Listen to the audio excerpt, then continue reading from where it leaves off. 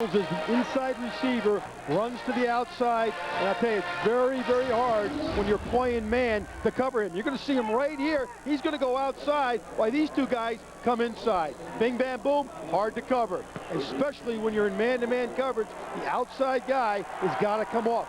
Chris Massey's got to come off and make that play, and he did not. Well, the Sooners impressive on this drive so far. Here comes Oklahoma State, bringing about 6.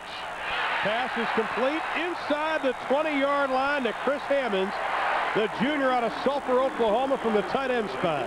You know, you look at Heupel, and we talk about his coaching on the field and his arm, but he's very subtle in his ability to avoid blitzers and sackers, and that was an example of it. This guy is not going to run a 4.5 40, but he can certainly avoid the sackers and the blitzers. You think of how many times he's thrown. He's only been sacked 12 times this year. Yeah, which is a credit to him and the offensive line. Well, Oklahoma State wants to talk about it defensively. They're going to call the timeout with 6:19 left in the half, and the Sooners inside the red zone. But the Oklahoma offense, we're seeing vintage OU, what they have done this year with this man, Josh Heupel. He can throw the 10, 12-yard pass. He can throw the little pick play. That's good for 12 yards. This is what Bob Stoops tried to instill, discipline on offense, and he's getting the benefits of it right now. And you know, you look at them this year. They've played very well, as you said, but they've done it with the passing game, which is why they're 6-4, and hopefully after today for them, they're 7-4. They had a tough loss at Notre Dame, had a tough loss at Texas, and obviously lost again at Colorado. They are setting a bunch of records, though, on offense by throwing this football. And you look at some of the records that they have established this year, and the first one, I think, is indicative of it all. This year, they've had almost 300 completions, where the old record, and you were probably here for that, Ron, was 158. So they have put a new dimension in Oklahoma football by throwing the football. Well, Mike Leach has really helped that along, obviously, because in the glory days of Oklahoma, it was the wishbone of Galen Hall, the offensive coordinator, and Barry Switzer. Chuck Fairbanks, of course, ran it also when he was here. But you know, when you're successful, 1 or 2 guys on the staff have got to know exactly what they want, and so Leach does. On the 8th play of the drive, the Sooners keep it on the ground, and barreling fumble. The ball is loose. Everybody is diving for it. I think the Sooners may have gotten it back. Hammonds is sitting on it. Well, there was some pretty decent blocking, and then the ball got coughed up. And in the process, the Sooners may have picked up about 4 or 5 more yards.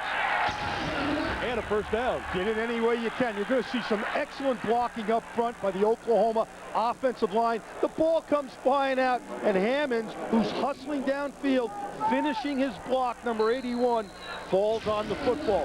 When you hustle, you get rewarded. And that time, the big tight end, Chris Hammonds, was rewarded by falling on the football. Oklahoma State shuttling players in. 1st and goal from the 9. They show blitz. Heupel with time. Into the flat. Pass is complete to Daniels again. And he is inside the 5. They're going to mark it at about the 4-yard line. Timing patterns to the slot. Timing patterns to the tight end. Oklahoma is trying to take their inside receivers and run them away from the quarterback and hope that Oklahoma State defenders get confused or get picked in their man-to-man coverage. Well, they wanted to hit the line quickly today, and they're doing just that. From the 4, Luttrell, right side, touchdown, Oklahoma.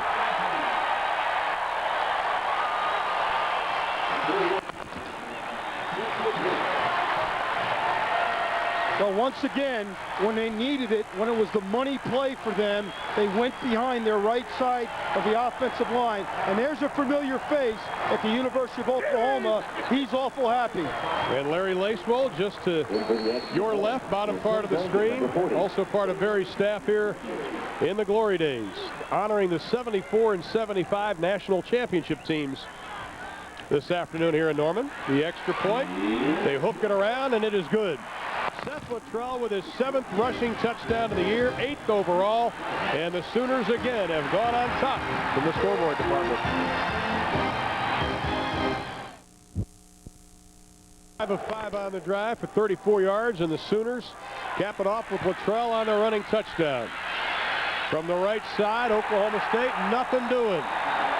Great coverage again on the kickoff by the Sooners. Ethan Howell had absolutely nowhere to run. And Michael Jackson, a wide receiver out of Idabel, Oklahoma, wrapped him up. Boy, was that a perfect kickoff coverage tackle. Sometimes guys get down there and they miss it, but Jackson sees it and he wraps them up. That is a big-time open field special teams tackle that time by Jackson, number 82. Well, the Cowboys averaging just about 3 yards a play. Their offense at times has looked like it's going to explode, but the Sooner defense has stepped up to the challenge the last couple of possessions. Lindsey going to be rushed, and he is going to be sacked again. The third sack of the game by the Sooners. Corey Callens and Roger Steffen combined to pick up sack number 3. And every time it's come off the Oklahoma State left perimeter, and every time it's been on a play-action pass. And I'm telling you, when the quarterback runs a play-action pass, he does not feel or see the pressure to his back. And all 3 times, the sacks have come to his back.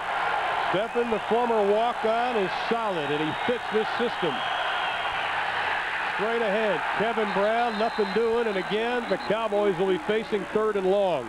And you're seeing a change in philosophy here by the Stoops brothers with this defense from Oklahoma. They're blitzing a lot more. They're putting more pressure on this Oklahoma State offense. You see Mike Stoops once again. He looks like he's worried, but he's really having a good time. You know, you can't tell that by his face. He's really having a good time, especially when you sack the quarterback. Despite the fact they don't have that dominant pass rusher in the down lineman, they still felt they can do the pressure, and you can see what Oklahoma State has done on 3rd down.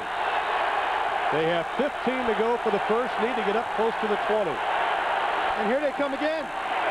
Lindsey, 3-step drop pass.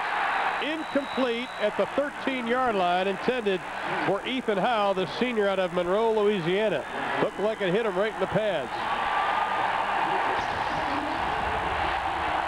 You think Mike Stoops doesn't live and die with this defense? He's moving, he's got great body language. Hey, good job. That's a good call. But I like the fact that now here in the second quarter, he has adjusted what he's doing, and he's pressuring Oklahoma State a lot more. Now let's see if they put pressure on Elder. 5th punt already of the afternoon. Standing on the end line. Pressure comes from the left side, but the left-footed kicker pushes Jarrell Jackson all the way back. And then he picks it up. Dangerous move, and he is dropped at the 36-yard line. Jackson looked like he was going to let it just bound around, and he decided to pick it up. Ron, that ball went about 70 yards in the air. That was one great kick by Elder.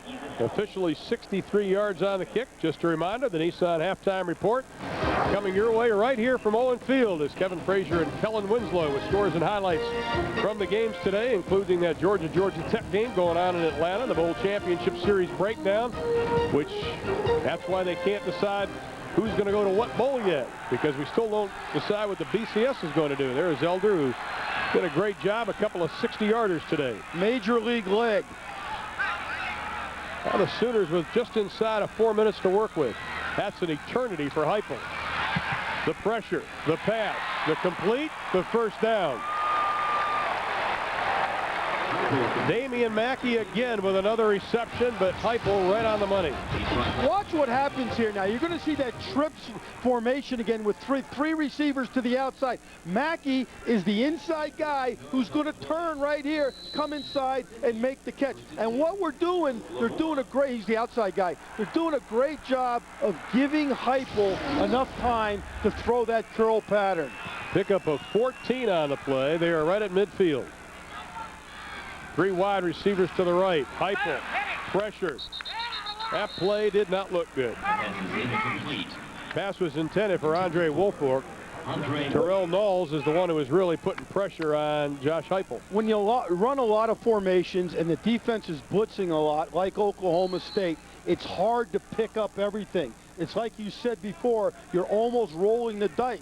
And the quarterback's got to make some plays once in a while. And the Oklahoma coaches knew they were going to get a lot of pressure today. You just have to be patient with what you're doing. On 2nd and 10, again from the shotgun, and the left side of the OU line moved. And we have to talk about the fact that they lost 3